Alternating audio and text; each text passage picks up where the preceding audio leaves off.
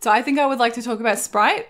So these are my first sketches of Sprite, just in my stupid sketchbook. I guess I want to just say from the very beginning, I really wanted to create a character that is sort of agender. I wanted to create a character though that could, that any kind of person could potentially put themselves into the shoes of. Like, I don't want it to be, I suppose I just wanted it to be accessible, really. I wanted this character design to be accessible. So, look, I've thought so much about the design. Look, I mean, at the start, this doesn't give you much, but I tried to sort of do it a little bit androgynous. I think, okay, I think a lot of people just sort of assume that Sprite is a woman. They have long hair and they are wearing kind of a robe dress kind of thing. But, you know, I suppose the thing is the gender and the sex is not relevant to the game. Yep. But no, I think those choices to have them look the way they are is to make them look, because they look quite strange. They look like ethereal. They look like a Moonchild, you know? They look, I mean, their name is Sprite and they kind of do look like a fairy. They're coming out of the forest. They're wearing kind of a dress. They have white hair. Yeah, absolutely. That's also what we're trying to invoke again by that name. Yeah. So yeah. Sprite, yeah. I really like, sorry, I can't believe I said that, yeah. So Sprite. Sprite obviously is a fairy as much as it is the strange game maker, not game maker, right. Game dev. Yeah, like a blank slate of a graphical image, which is a sprite that we use in our game making engines. So yeah, as Sprite the character is supposed to be a blank slate. So again, we're just, I think, trying to build this tone with Sprite even. So Sprite is part of that.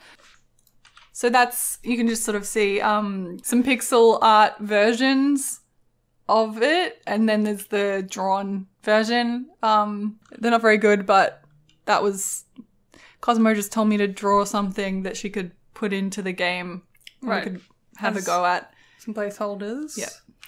I think the funny thing was that Cosmo kept telling me not to get attached to them, but I still did. But then when I look back, I'm like, oh my God, they're so bad. Why was I attached to them? Right. And like, to be honest, all of this advice is maybe not great for people who are starting out making their first game, but this was something I knew that I was just using this as an opportunity to try out things. So in all of my iterations of this project, it was kind of just practice for me. I knew we wouldn't really be keeping any of these. I had that attitude the whole time. I was learning how to code, so I was just practicing things with this placeholder art, and I wanted Scary to kind of do the same. She hadn't done digital art. We hadn't settled on a concept. We'd never made a game before. We don't know how to find our style. This was all just feeling it out for us. But I do think it's different, maybe, when it's a game or a project that you care a lot about. I was going to say like a coder scraps their work, but then you've got stupid artists who get really attached and I'm sure you get attached to your code. Not really. Yeah.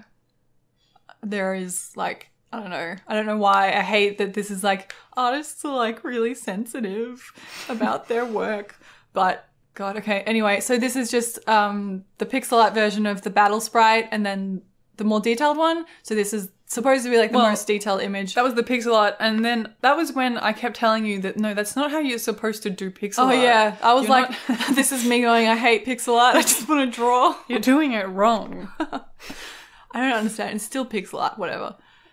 But yeah, so I think it's cool because you know what? That's a different new style. I'm like Picasso doing like cubism. Okay. Anyway, I need to redraw this. Let's move on. So the Oba. This is this mythical creature we created. Some sketches. So I want it to be like a mix between oxen and boars and deer and buffalo. Yeah, wildebeest. Like and a little bit magical. So we call it the Oba. We made that up. Right. You're like, what the hell is an Oba? Yeah. It's not real. Anyway, this is my terrible pixel art of it. On the left, yep. Which is so disproportionate. I absolutely hate this, but I want to put it here because I knew it was terrible when I was doing it, honestly. I just kind of wanted to get the idea onto the computer.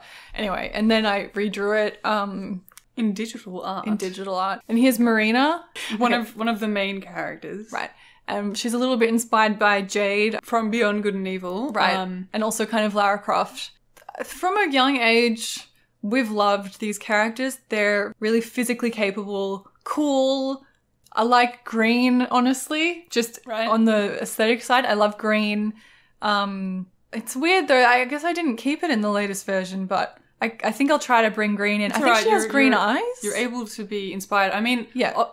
I hate to point this out, but you know that what jade means, and you know like what marine kind of invokes. Yep. So anyway, just in terms of her character design, okay, it's something I want to mention. I also want to be quite intentional about the way I draw people in this game. I want to include a diverse range of people as characters in this game. I want them to look representative of people around the world. Around the world, yep.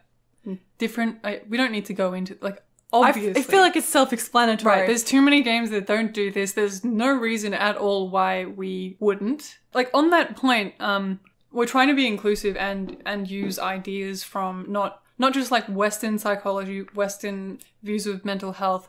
Everyone has these experiences. And there is a lot of wisdom in lots of different cultures. And I think Western culture has a focus and a way of doing things. Clinical psychology has one way of doing it, and there is just so much more wisdom. And so we do want to include... we want to include different ideas, different ways of experiencing and going through this. So obviously we come from a Western background. Like we've literally... studied. I have just finished my psychology degree. Right. I've done physiology. So we have a clear bias, and that's probably the one that we can represent the most authentically. We're going to do our best to research.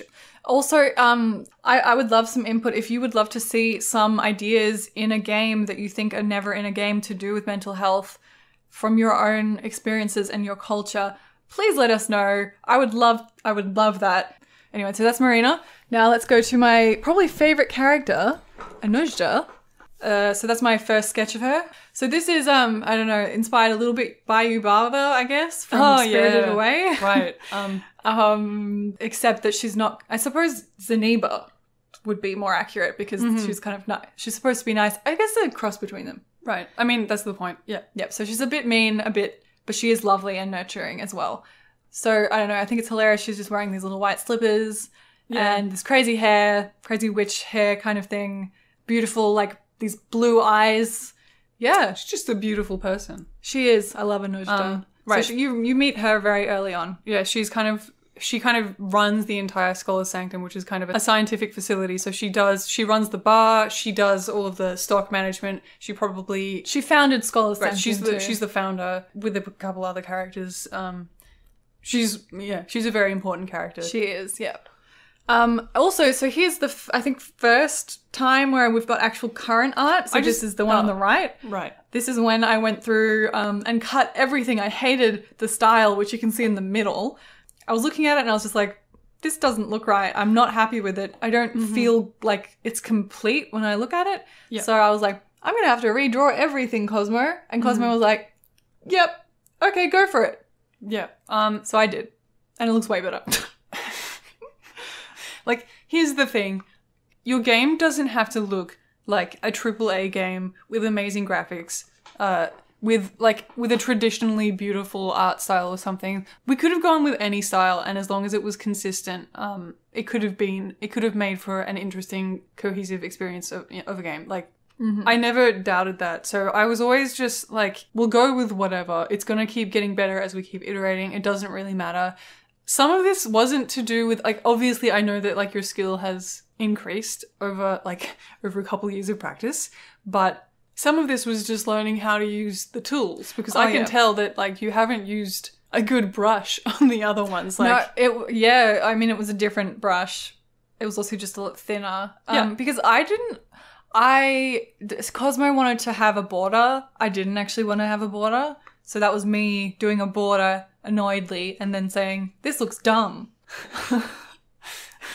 But and then I was like, you know what I love is drawing really quickly. And I was finding that I was taking ages to draw with this little brush, because when it wasn't perfectly like smooth, it looked crap, but it ended up looking crap anyway. But when I got this nice thick brush that was more of a pen, and it did the thing where it has that sharp tip. Yep. I love painting with paintbrushes that do that. So yeah, I just thought I'm going to draw all the assets again using those brushes. Also, the important thing is we picked a palette. Yeah. So the other ones was just me color picking, but the one on the right is me using the palette that we picked, and it'll probably make more sense when we show you some of the game scenes. changes. Yeah. Look, with getting better, I realized early on that I would have to draw all of the like limbs separately. And like, you know, you have to... Because we were animating this. Because I had to, animate it and put it all into a skeleton. So I had to draw, you know, like the forearm separate from in different layers. So I've got like, every time I draw someone, there's like 80 layers. Because, yeah, I don't know if there's a more efficient way. When I was starting out, I was just like, is this right? I feel like I'm doing this as inefficiently as possible. Like, is there a better way? And it would make me like catatonic and not want to draw. I think that's the same with any skill that you're learning for the first time. And also the answer is yes, you probably are doing it inefficiently, but also you're supposed to do it badly to start off with so that you know what not to do. And then as you get better, you will make more efficient ways. It's the same with coding. So here is one of the scenes. This is the early scene with... I drew a whole bunch of characters and the bar scene at Scholar's Sanctum. This was the older style. This was... I think I drew this, looked at this, and went, well, if this is the completed scene, I'm just not happy with this. Let's redraw everything. I mean, it was also that I was pushing you to make the characters, and I was just like, oh no, just reuse the same body, and we'll just knock out some characters so that I can actually put them in the game. I think that's fine. Every single game does that. Like, but they make one body type and then use... Yeah, but like we were saying before, I want to include diverse body types, and I'm just not happy with how a lot of these characters, like, they're the same kind of size. It's not realistic. Like, some of them are different, obviously, but anyway, redrew it, and this is what it looks like now. I think, okay, so the difference are the backgrounds are now shaded, and we've decided the characters actually won't be shaded so that they sort of stand out. It gives it an interesting feeling. Yeah, and I think this looks so much better with the palette, the consistent palette. Yeah, and obviously there's some lighting in there as well.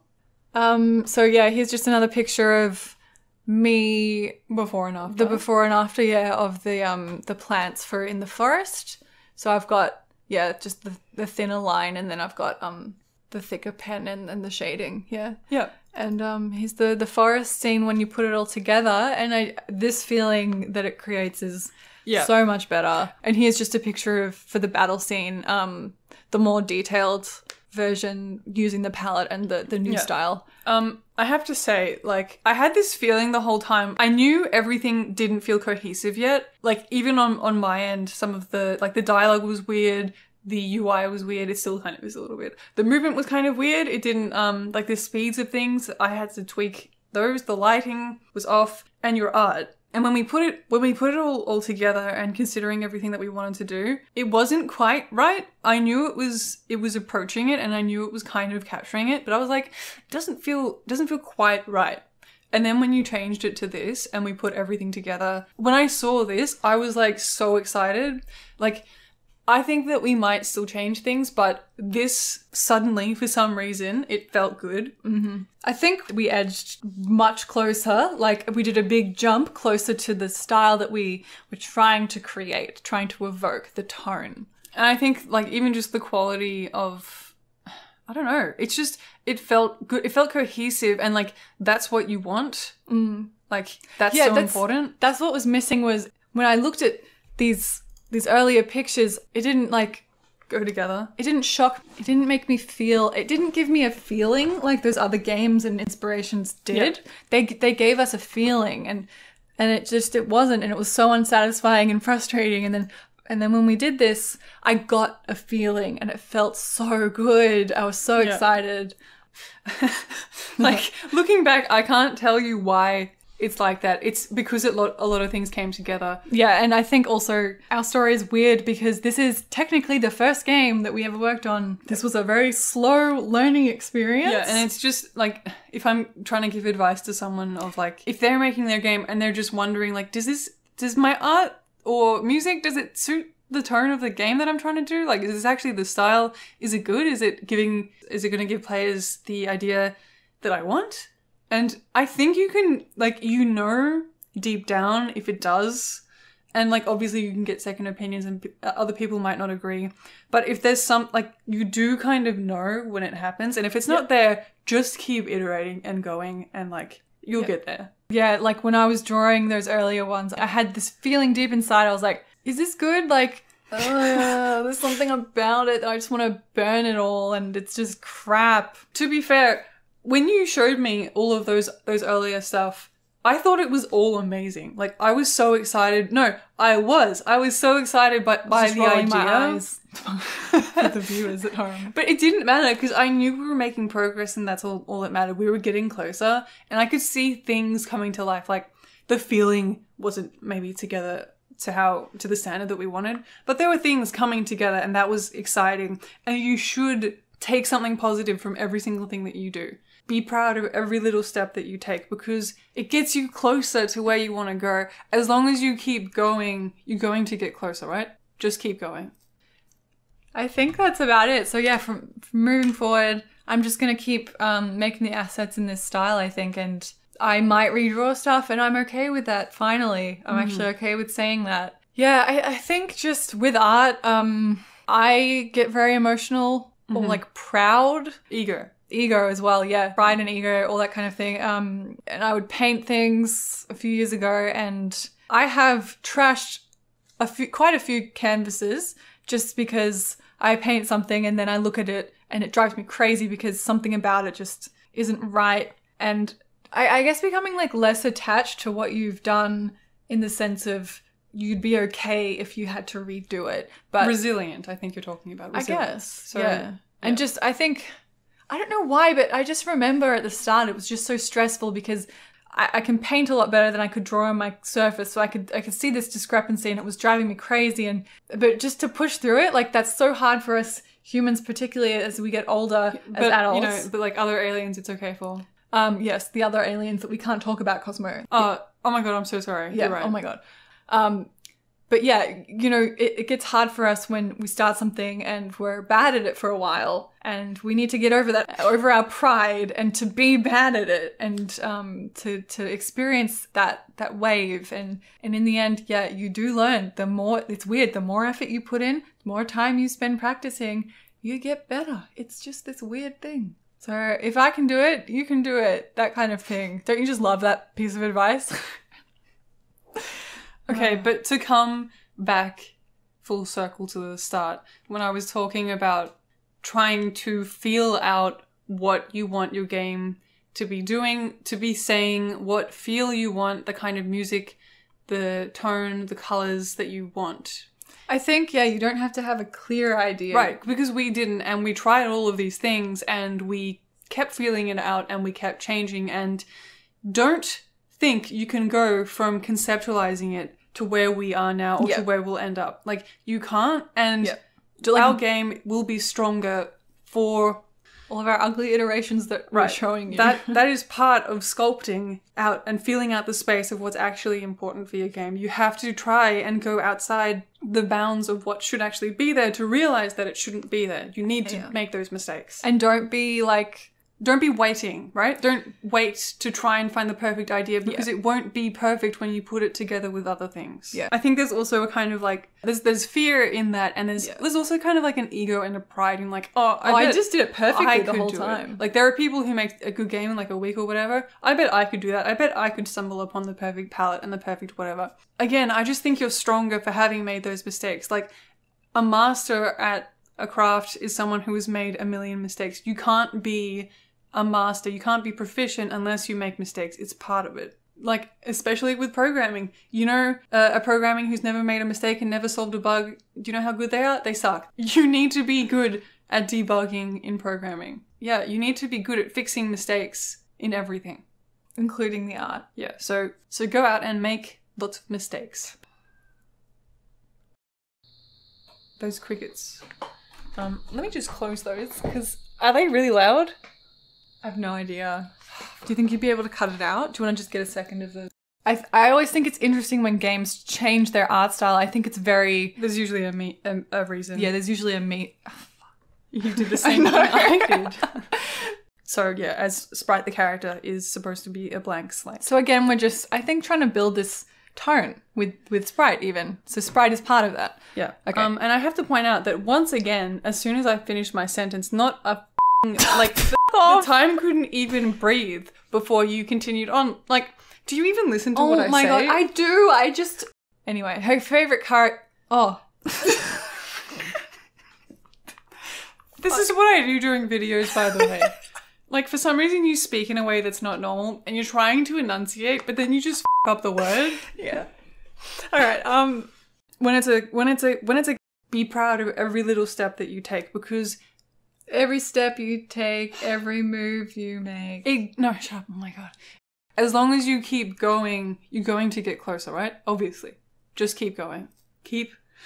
Just keep swimming, swimming, swimming. I knew you'd say that, and I'm going to cut it.